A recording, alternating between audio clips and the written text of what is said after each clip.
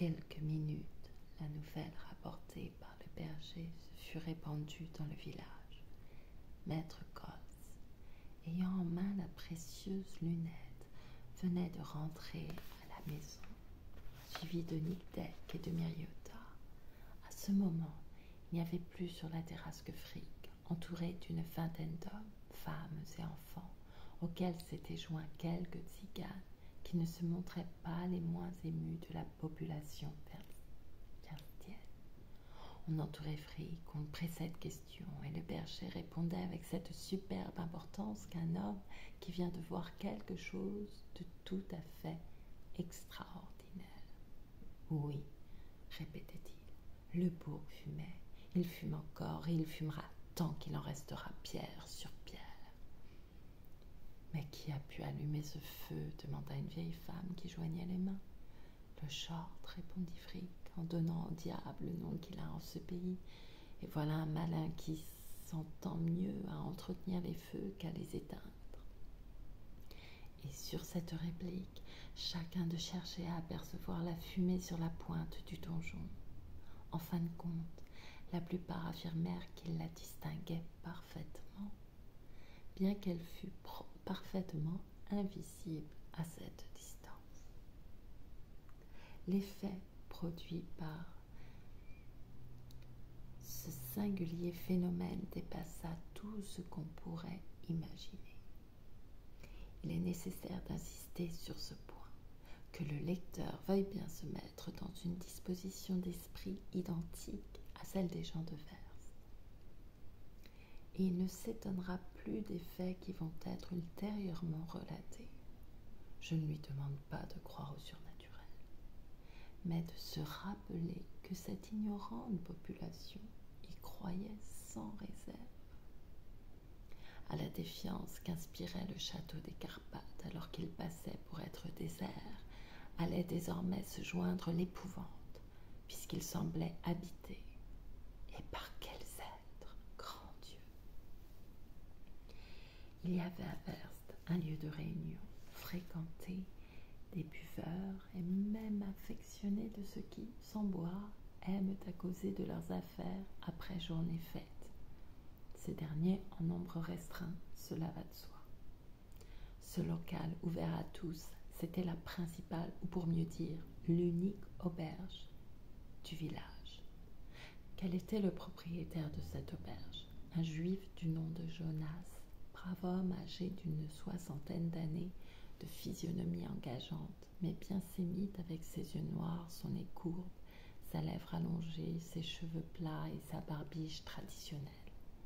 Obséquieux et obligeant, il prêtait volontiers de petites sommes à l'un ou à l'autre, sans se montrer exigeant pour les garanties, ni trop usurier pour les intérêts, quoiqu'il entendît être payé aux dates acceptées par l'emprunteur.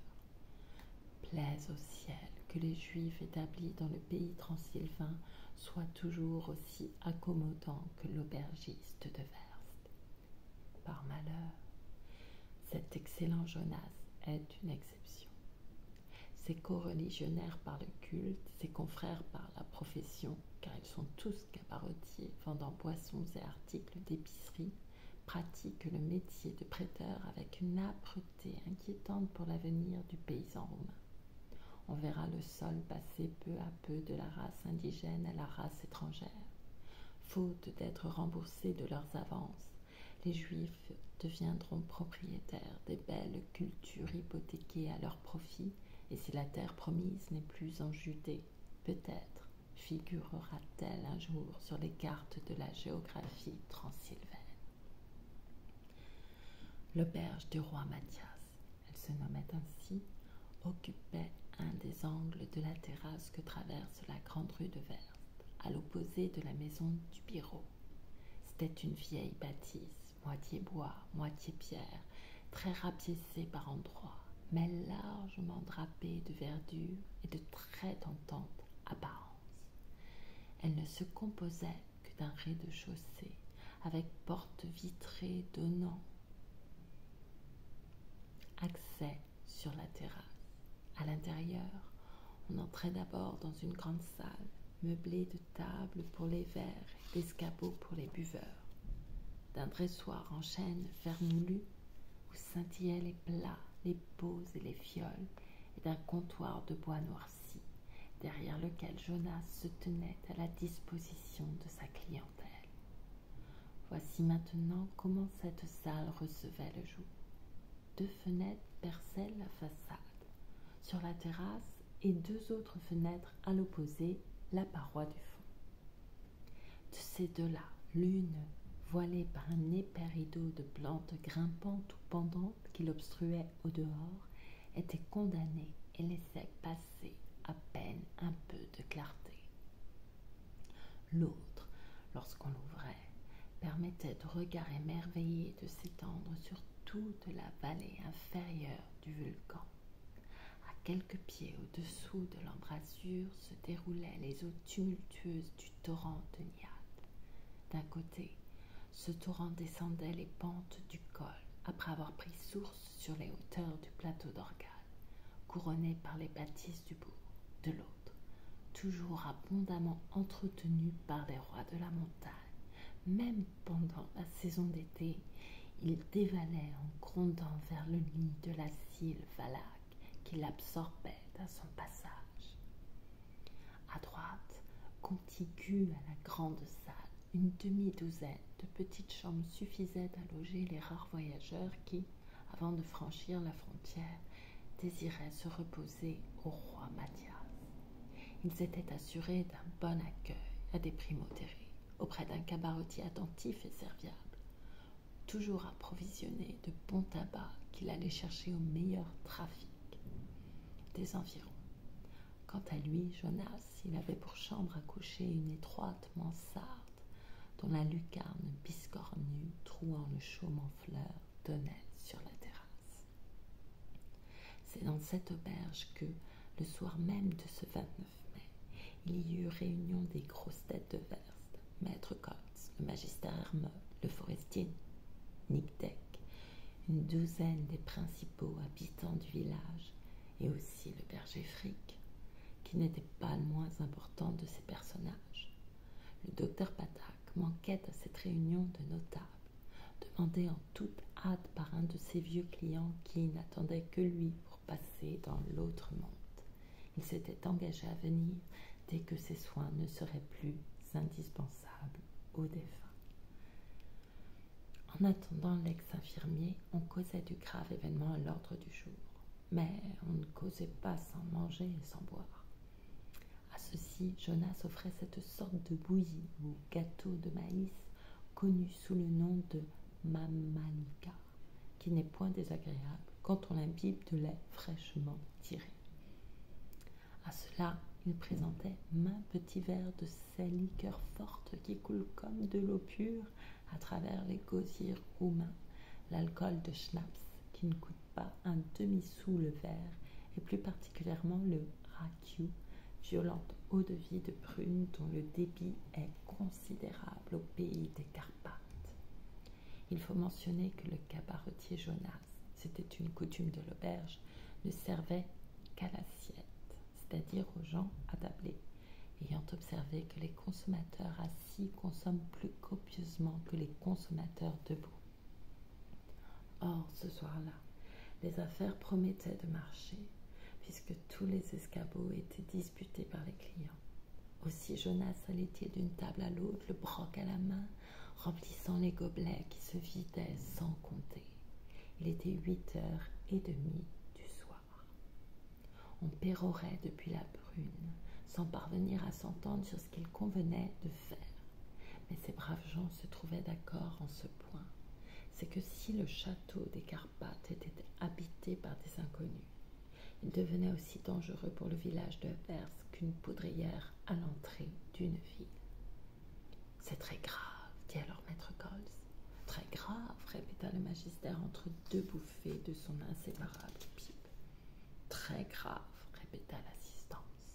« Ce qui n'est que trop sûr, reprit Jonas, c'est que la mauvaise réputation du bourg faisait déjà grand tort au pays. Et maintenant ce sera bien autre chose, s'écria le magister Hermod.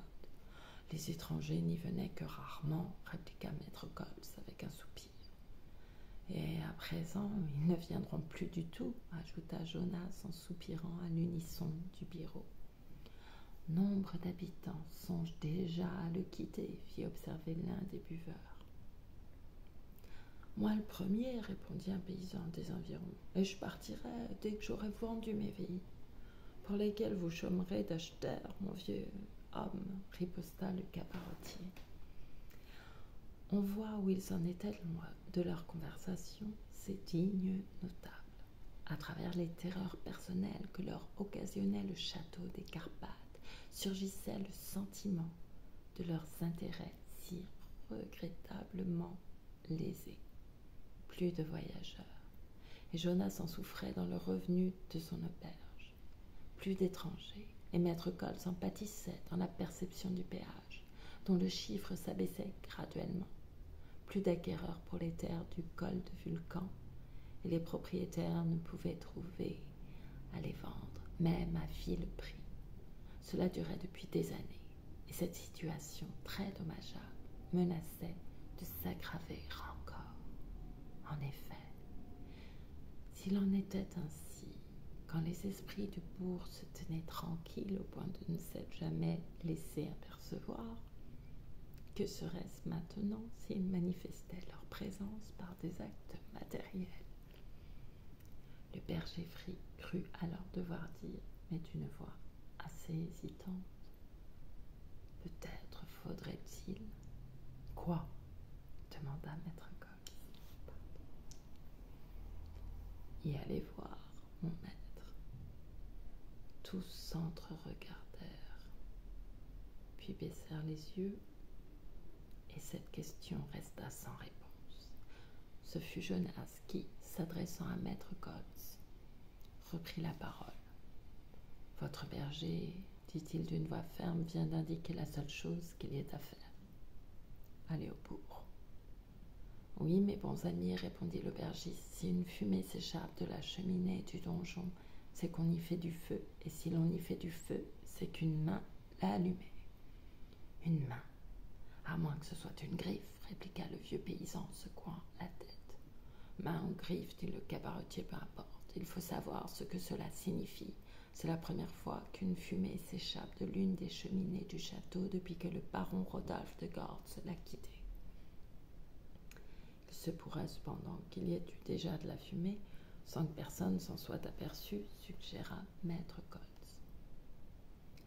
« Voilà ce que je n'admettrai jamais, se récria vivement le magister Armand. C'est très admissible, au contraire, fit observer le Pierrot, puisque nous n'avions pas de lunettes pour constater ce qui se passait au bourg. » La remarque était juste. Le phénomène pouvait s'être produit depuis longtemps et avoir échappé même au berger Frick, quelque bons que fussent ses yeux. Quoi qu'il en soit, que le dit phénomène fût récent ou non, il était indubitable que des êtres humains occupaient actuellement le château des Carpates. Or, ce fait constituait un voisinage des plus inquiétants pour les habitants de Vulcan ou de Verst. Le magister Armand crut devoir apporter cette objection à l'appui de ses croyances. Des êtres humains, mes amis, vous me permettrez de n'en rien croire. Pourquoi des êtres humains auraient-ils eu la pensée de se réfugier au bourg? Dans quelle intention et comment y serait-il arrivé? Que voulez-vous donc qu'ils soient, ces intrus? S'écria Maître Cox. Des êtres surnaturels, répondit le magister Armand, d'une voix qui imposait. Pourquoi ne serait-ce pas des esprits, des babous, des gobelins, peut-être même quelques-unes de ces dangereuses lamies qui se présentent sous la forme de belles femmes? Pendant cette énumération, tous les regards s'étaient dirigés vers la porte, vers les fenêtres, vers la cheminée de la grande salle du roi Mathias. Et, en vérité, chacun se demandait s'il n'allait pas voir apparaître l'un ou l'autre de ces fantômes successivement évoqués par le maître d'école. Cependant, mes bons amis, se risqua à dire Jonas, si ces êtres sont des génies, je ne m'explique pas pourquoi ils auraient allumé du feu, puisqu'ils n'ont rien à cuisiner.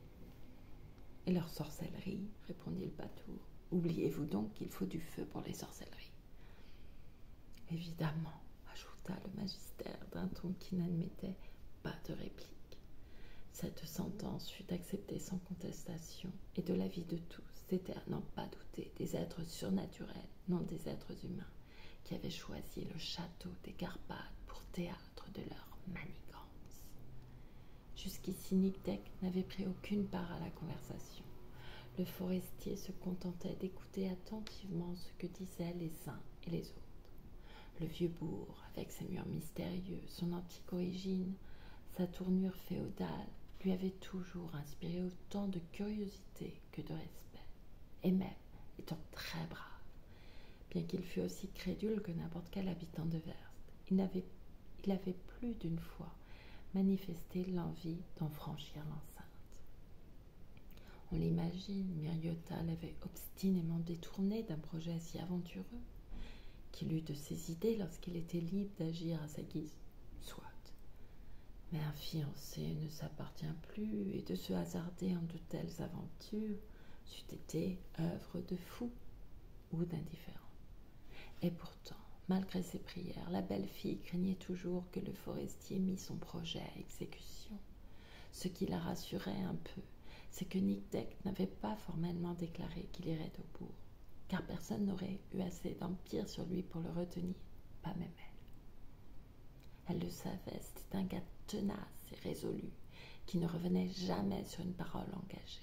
Chose dite, chose faite. Aussi Miriota eût-elle été dans les transes, si elle avait pu soupçonner à quelle réflexion le jeune homme s'abandonnait en ce moment. Cependant, comme Nic Deck gardait le silence, il s'ensuit que la proposition du Patour ne fut relevée par personne. Rendre visite au château des Carpates maintenant qu'il était hanté. Qui l'oserait, à moins d'avoir perdu la tête? Chacun se découvrait donc les meilleures raisons pour n'en rien faire. Le bureau n'était plus d'un âge à se risquer en des chemins si rudes. Le magistère avait son école à garder, Jonas son auberge à surveiller, Frick ses moutons à paître, les autres paysans à s'occuper de leurs bestiaux et de leurs foins. Non, pas un ne consentirait à se dévouer, répétant à part soi: celui qui aurait l'audace d'aller au bourg pourrait bien n'en jamais revenir. À cet instant, la porte de l'auberge s'ouvrit brusquement, au grand effroi de l'assistance. Ce n'était que le docteur Patak, et il eût été difficile de le prendre pour une de ces lamises enchantresses dont le magistère Hermod avait parlé. Son client étant mort, ce qui faisait honneur à sa perspicacité médicale, sinon à son talent, le docteur Patak était accouru à la réunion du roi Mathias. « Enfin, le voilà !» s'écria maître Cox. Le docteur Patak se dépêcha de distribuer des poignées de main à tout le monde comme il eût distribué des drogues, et d'un ton passablement ironique, il s'écria: « Alors, les amis, c'est toujours le bourg du Chor qui vous occupe? Ah, les poltrons, mais s'il veut fumer ce vieux château, laissez-le fumer. Est-ce que notre savant Hermod ne fume pas, lui, et toute la journée? Vraiment, le pays est tout pâle d'épouvante. Je n'ai entendu parler que de cela durant mes visites. Les revenants ont fait du feu là-bas.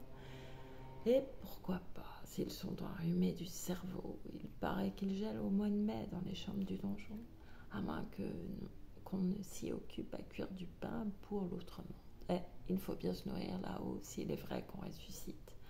Ce sont peut-être les boulangers du ciel qui sont venus faire une fournée. » Et pour finir, une série de plaisanteries extrêmement peu goûtées des gens de Verst, et que le docteur Patak débitait avec une incroyable jactance.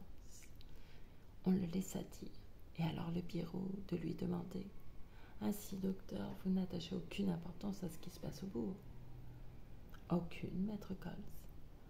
Est-ce que vous n'avez pas dit que vous seriez prêt à vous y rendre si l'on vous en défiait? » ?»« Moi, répondit l'ancien infirmier, non sans laisser percer un certain ennui de ce qu'on lui rappelait ses paroles. « Voyons, l'avez-vous pas dit et répété? » reprit le magistère en insistant. « Je l'ai dit, sans doute. Et vraiment, s'il ne s'agit que de le répéter, il s'agit de le faire, dit Hermod. De le faire? Oui, et au lieu de vous en défier, nous nous contentons de vous en prier, ajouta maître Cox. Vous comprenez, mes amis, certainement une telle proposition position. Eh bien, puisque vous hésitez, s'écria le cabaretier, nous ne vous en prions pas, nous vous en défions.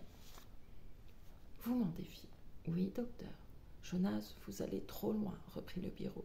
Il ne faut pas défier Patak, nous savons qu'il est homme de parole. Ce qu'il a dit qu'il ferait, et ce qu'il a dit qu'il ferait, il le fera, ne fût-ce que pour rendre service au village et à tout le pays. Comment, c'est sérieux? Vous voulez que j'aille au château des Carpates, reprit le docteur, dont la face rubiconde était devenue très pâle. Vous ne sauriez vous en dispenser, répondit catégoriquement maître Koltz. Je vous en prie, mes bons amis, je vous en prie, raisonnons, s'il vous plaît. C'est tout raisonner, répondit Jonas. Soyez juste, à quoi me servirait d'aller là-bas? Et qui trouverais-je? Quelques braves gens qui se sont réfugiés au bourg et qui ne gênent personne? Eh bien, répliqua le magister Hermod, si ce sont de braves gens, vous n'avez rien à craindre de leur part, et ce sera une occasion de leur offrir vos services. S'ils en avaient besoin, répondit le docteur Patak, s'ils me faisaient demander, je n'hésiterais pas, croyez-le, à me rendre au château. Mais je ne me déplace pas sans être invité, je ne fais pas gratis mes visites. On vous paiera votre dérangement, dit maître Koltz, et à temps l'heure. Et qui me le paiera? Moi, nous, au prix que vous voudrez, répondirent la plupart des clients de Jonas. Visiblement, en dépit de ses constantes fanfaronnades, le docteur était, à tout le moins, aussi poltron que ses compatriotes de Verst.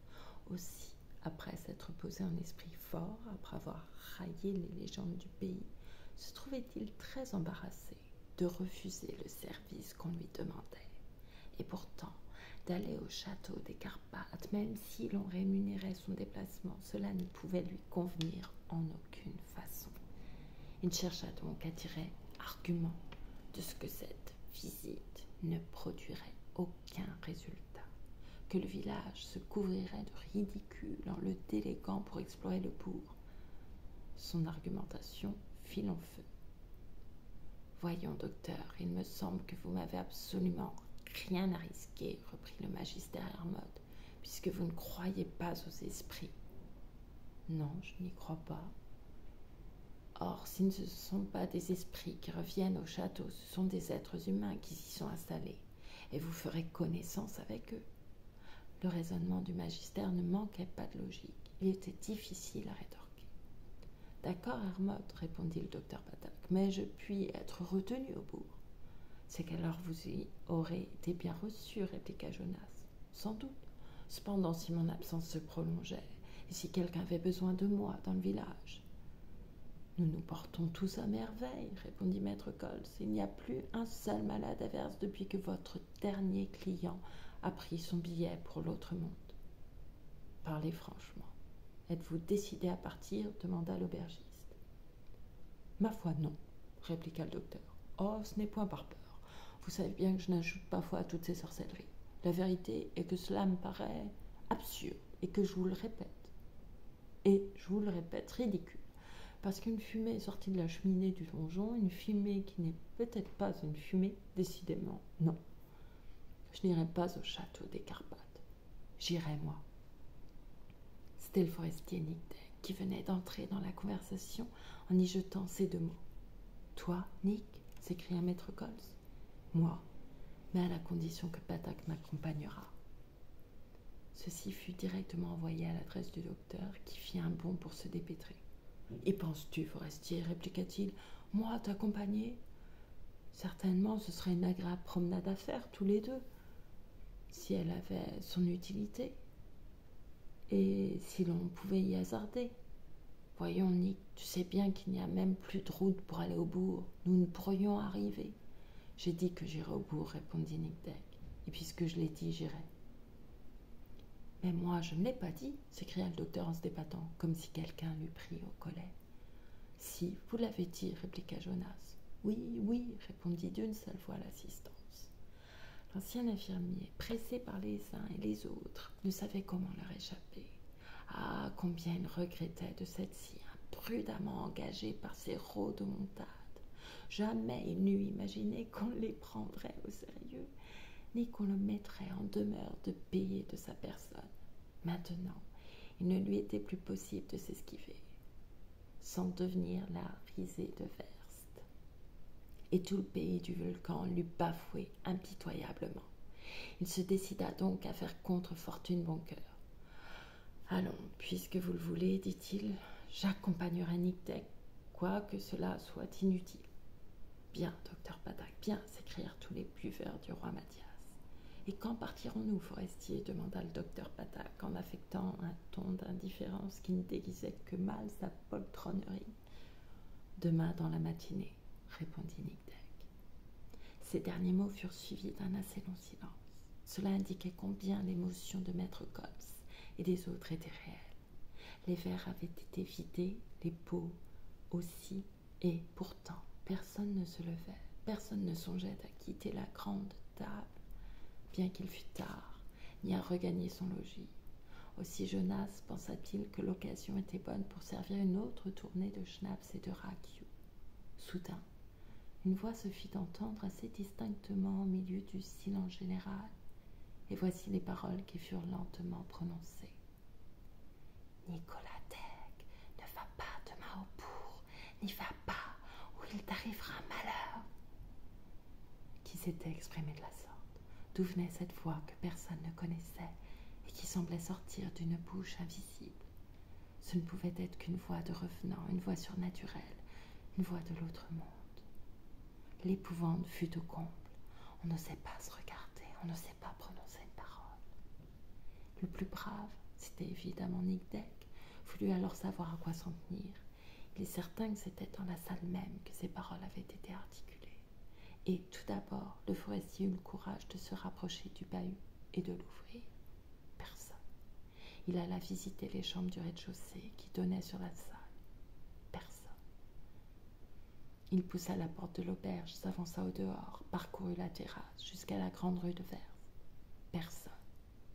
Quelques instants après, maître Koltz, le magistère Hermotte, le docteur Patak, Nic Deck, le berger Frick et les autres avaient quitté l'auberge, laissant le cabaretier Jonas qui se hâta de clore sa porte à double tour.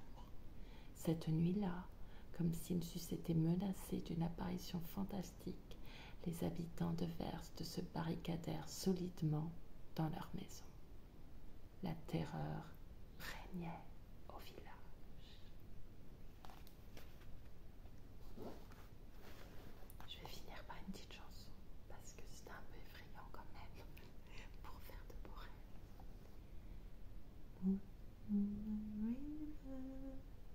Water than a mile, I'm crossing you in style someday.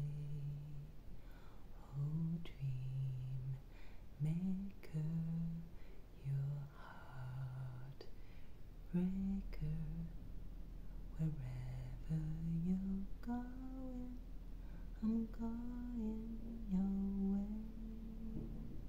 Two drifters off to see the world. There's such a lot of world to see. We're after the same rainbow.